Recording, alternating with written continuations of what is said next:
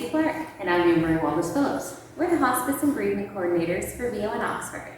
And this is Morning Chats with Anne-Marie and Nancy.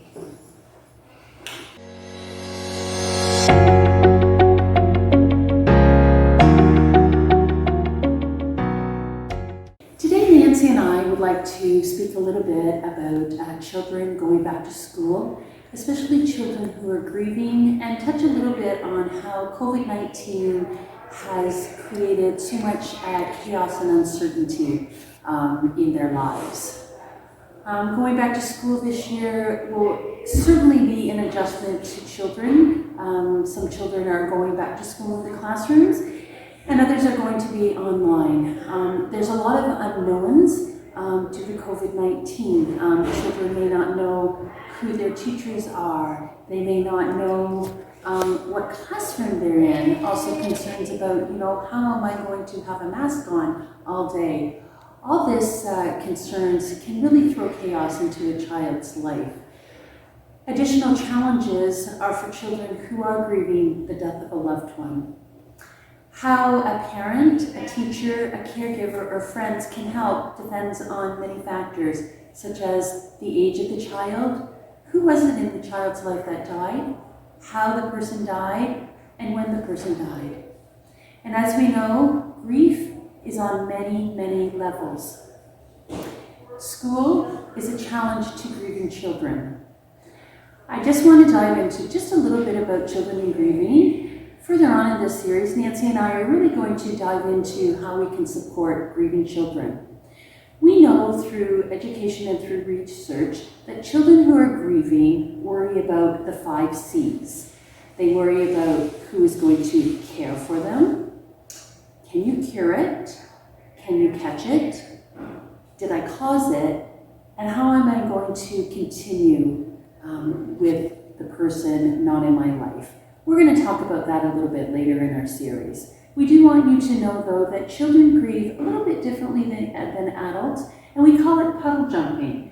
Imagine a child jumping into a puddle of mud, getting all muddy, and then coming out. That's what children do. They grieve in very short doses, but quite a few doses. Perfect. So now we're going to talk a little bit about how you can help your child adjust to returning to school or online school. So the number one tip we have for you is to plan ahead and to talk about changes. So the schedule and the routine is going to be very different. Wearing masks, not being able to have a parent escort them into the school, having distance from their friends, and playing in different ways. So creating predictability and maybe some new routines and rituals for them. And those routines can be maybe having a hand washing song before they head out the door to school, or having a mantra that you say as they wait for the bus or as you're dropping them off. Or if you're homeschooling, creating a different type of ritual or routine. And that leads into tip number 2, which is creating a beginning and an end for the school day if your children are continuing their education online.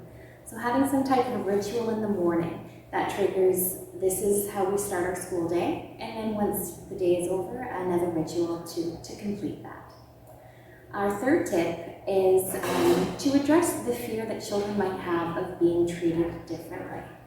So honoring their wishes, selecting one particular contact person for them, and telling the child that they have their own power in the telling of their own story. So that this is a very different structure of school. Things are scary and a little bit different during the pandemic, but it's their own story to create and to tell. Our fourth tip is to really address these fears outright, as well as address the excitement. So although as adults we may be very hesitant and worried about sending our children back to school, they still do have that excitement and those jitters of the first day of school. So asking your child, engaging in conversation of their feelings about it all. Keep in mind too, when a child has somebody die in their life, they may feel very guilty that they're feeling happy because their loved one has died, but here I am feeling happy.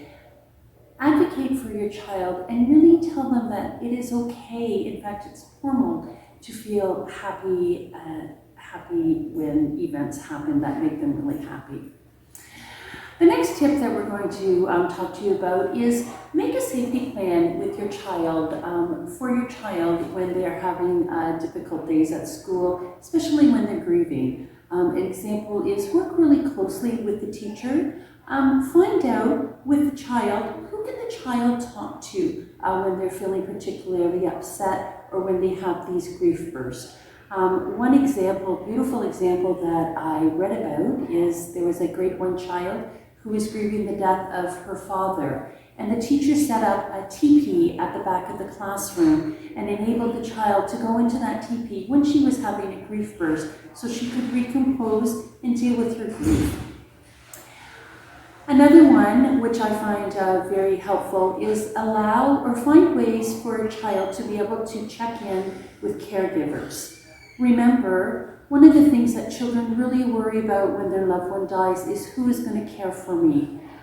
Make sure that the child has the ability to reach out to the caregiver. You know, it may be telling the teacher or asking to go down to the secretary and just having the secretary send a really quick text to the parent, or letting the child actually send some information to the parent saying, just, hey mom, you know, I'm a little bit worried. I want you to know that I want to know that you're there for me. Plan for school routines. We know children thrive on routine, and it's very important for children to have a routine, especially with COVID-19. They're going to go back into the routine of getting up for school, be it online or in class. So just make sure that you plan for the school routines. Okay? Another tip we're going to give you is allow the child room to grieve. Keeping in mind, grief doesn't just look sadness or crying. Grief also looks such as tummy aches or lack of concentration. Point out to the teacher or the caregivers that, you know, your child has had somebody who died in their life, and this is what they may be experiencing.